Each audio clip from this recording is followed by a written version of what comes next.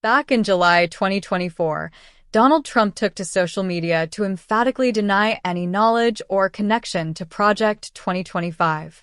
In his post, he stated, and I quote, "I know nothing about Project 2025. I have no idea who is behind it. I disagree with some of the things they're saying, and some of the things they're saying are absolutely ridiculous and abysmal." Trump even went so far as to question the motives of those associated with the project, calling them horrible people and claiming, "I don't even know what it is. Never heard of it." But let's be clear, this denial was a blatant lie. 2 years prior, Trump was caught on video praising the director of the Heritage Foundation, the organization behind Project 2025. In that video, Trump even acknowledged that the Heritage Foundation was actively working on a blueprint for his potential next administration. So when Trump claimed in July that he had no knowledge of the project, it was nothing more than an attempt to deceive the public and distance himself from the deeply controversial policies outlined in Project 2025.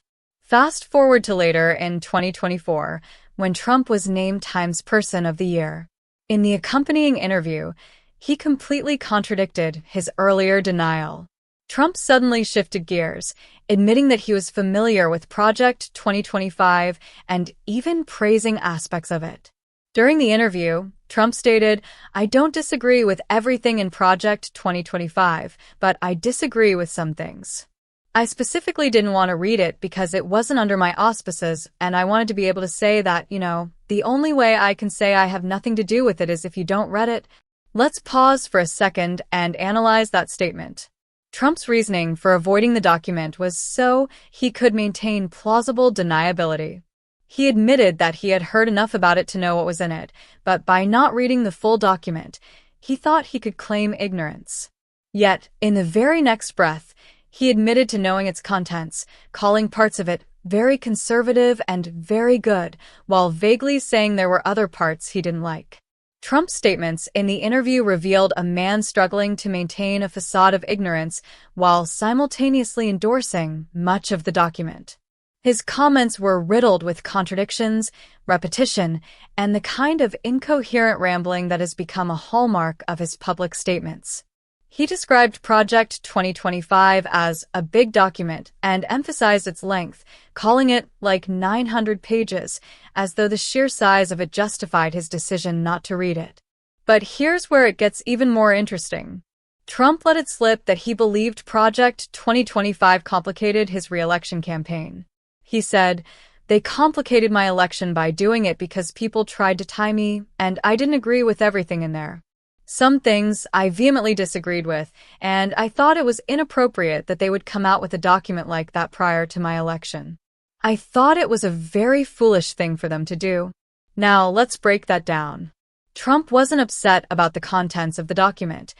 He was upset about the timing. He admitted that Project 2025 made his campaign more difficult because it allowed critics to tie him to its radical proposals. Yet, he couldn't bring himself to completely distance himself from it because he actually supports much of it. This admission raises serious questions. If Trump disagreed with certain parts of Project 2025, what were they? What specific policies did he find problematic? And just as importantly, what parts did he agree with? Unfortunately, the interviewer didn't press him for details, leaving these critical questions unanswered. Trump's refusal to elaborate is part of a broader pattern among conservatives, using vague language to avoid accountability. They make sweeping claims without offering specifics, and when the media fails to push back, they get away with it. Imagine how different the conversation would be if the interviewer had simply asked, "What do you disagree with?" That's the kind of follow-up question that forces politicians to explain themselves instead of hiding behind generalities. But let's not forget the most damning evidence of Trump's connection to Project 2025, his own staffers. Several of Trump's former administration officials played a direct role in developing the project, and some even appeared in promotional videos for it. These weren't distant, unaffiliated conservatives, they were people who worked directly for Trump. So when Trump claims that he had nothing to do with Project 2025, we need to see it for what it is: damage control. He's trying to downplay his involvement because he knows how extreme and unpopular the proposals are.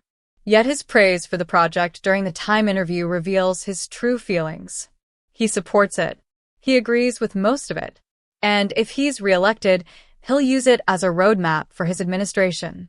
Project 2025 isn't just another conservative policy document. It's a radical blueprint that aims to reshape American democracy in ways that are deeply troubling. It calls for gutting federal agencies, dismantling regulations, and consolidating power in the executive branch. It's a far-right wish list that threatens the rights and freedoms of millions of Americans. Trump's attempts to distance himself from Project 2025 should alarm everyone. It shows that even he recognizes how extreme the proposals are. But his subsequent praise for the document makes it clear that he's more than willing to implement its policies, if given the chance. The media and the public must demand answers. What parts of Project 2025 does Trump disagree with? What parts does he support? And most importantly, what would his administration look like if these policies were enacted? We can't afford to let vague statements and evasions go unchallenged. Trump has already shown us who he is and what he stands for. Now it's up to us to hold him accountable and make sure the American people know the truth about Project 2025 and the dangerous vision it represents.